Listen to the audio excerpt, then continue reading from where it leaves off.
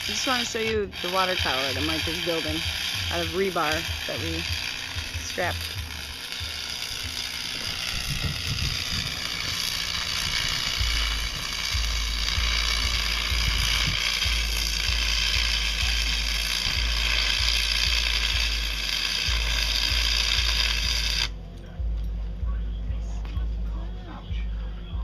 It's like 9 feet.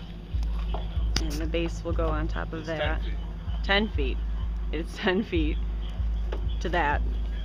And then there's a base that gets mounted on the top of that, and then this will go and sit in the base. It's like 250 or 300 maybe.